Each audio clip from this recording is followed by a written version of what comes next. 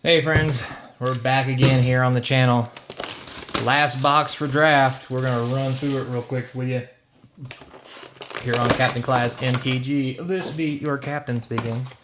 Tray tables and seat backs in their full upright position as we wrap it up the first case of draft and run into a box eval video. So, to make sure you know when it goes live and everything, make sure you subscribe. Appreciate that, and it does help the channel. The heck? Oh, Vinzer. I think I've seen that one yet.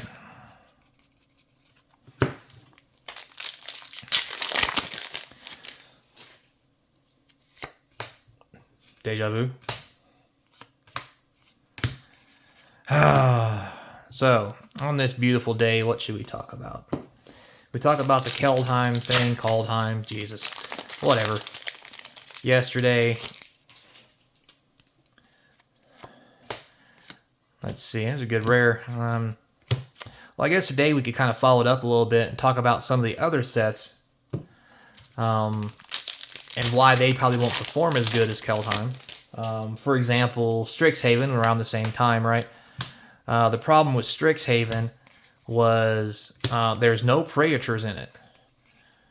And you may be like, well, this shouldn't have Praetors, that'd be weird. And you're right, but with these new sets coming out with all these Praetors and Proliferate and all this other shenanigans, very nice, full rare, going on, people are looking for those old cards that do the thing, right? Like Vorinclex. And Strixhaven has none of that going for it.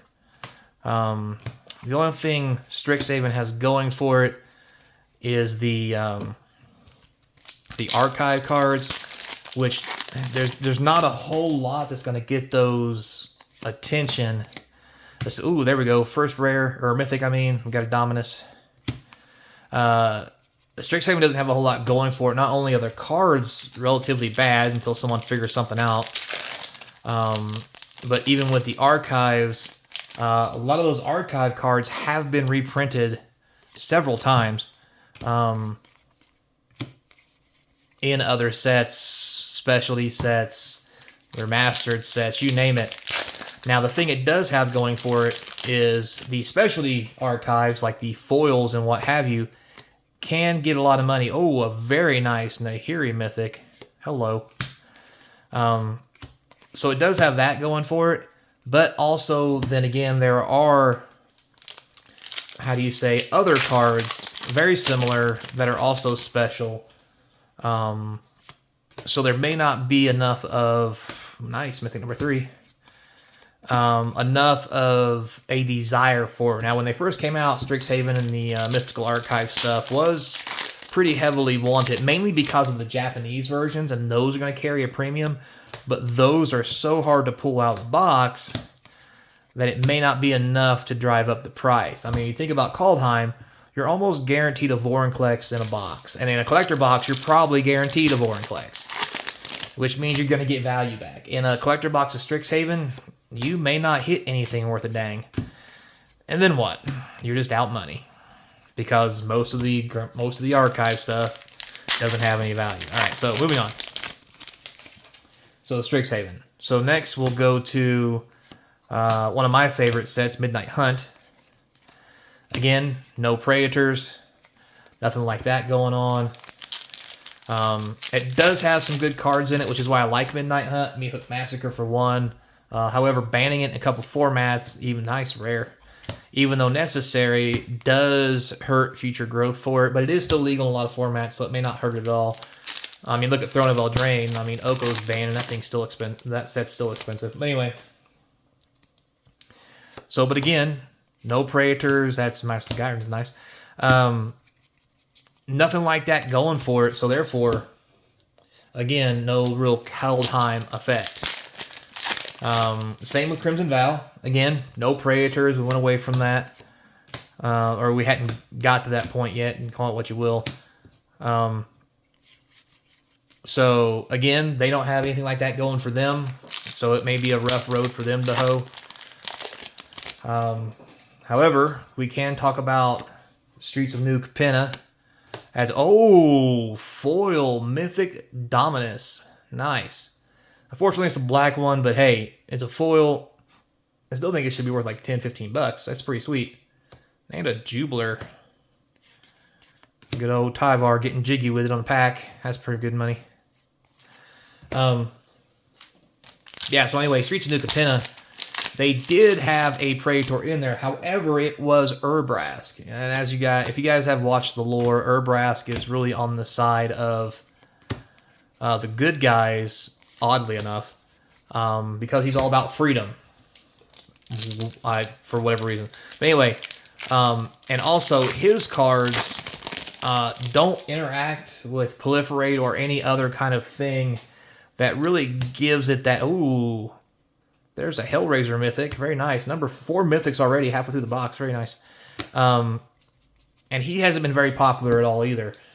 Now you may be like, well, he may get popular because, you know, Predators and all this stuff going on. And it's always possible. He could become popular. But Vorinclex was popular before all this happened, like in Commander and Brawl and all this other stuff. Vorinclex is a 6-mana powerhouse, which is really what's made it stand out, gain value, and then really skyrocket when the set comes out that really works with it. Now, could something like that happen to New Capenna in the future with Urabrask? Maybe. I mean, I don't see it, but I mean, I always knew Vorinclex would be good. It was just a question of how long it would take before he became so popular that Commander and the other sets made his price skew, my personal opinion. Now, with that said, Urabrask could very easily have the, Ichabod Gauntlet. Nice. Mythic number 5. Urabrask could easily have the same thing happen to him in some way, shape, or form if something happens that can abuse him. But the problem is his actual abilities, unlike Urabrask, which is just proliferate, deal with tokens, yada yada yada, doesn't have as much as of an overarching effect. So maybe not. I mean, he is a little cheaper. We'll have to wait and see. But as of right now, I don't see a big thing for Streets of New Capenna. Especially with everybody not liking it right now. We got to realize the other thing, Kaldheim's not going for it. It's been out of print for 2 years, I think. A year, 2 years. Hell, I don't know. Tell me in the comment section. I'm busy. But anyway, New Capenna is still standard legal. It's probably not getting any printings. I'm not gonna lie there. They're not gonna print New Capenna again. The market is so saturated with cards from it and product that nobody wants it. I mean, boxes are going for like, what, $120 for a collector box? It's so absurd. But again, it could be, with New Capenna, a whole different version of the whole Vorinclex Kaldheim thing, if everything skews that direction. It's hard to say. We'll have to wait and see. But we haven't seen any other Predators other than those two. I mean, correct me if I'm wrong in the recent sets. We've seen the green, the red Predator. The blue one, Jin-Gitaxias, was in Kamigawa. Nice mythic rare. He was in Kamigawa, and he's actually pretty popular and is used. But Kamigawa is not a bad set to start with, so it hasn't really seen the price dip that other sets have because it's still got a lot of great cards in it, plus a Predator. Oh, hey, Mythic number 6. We're on a roll. Look at that. Sweet. Good old Rexy boy. But anyway, so Jin-Gitaxias being in Kamigawa Neon Dynasty is really just a bonus because Neon Dynasty was a good set, did perform well, and is a decent price still and didn't lose a whole lot of ground like the other sets did. So that may be a good set to look at. However, the Blue Predator's not played as much normally. Plus he costs 7. He does cost a lot more. And the set, being as it is good, still is pretty reasonably high priced. So you'll have to probably wait longer and pay more to get into that set. So we talked about blue, green, red.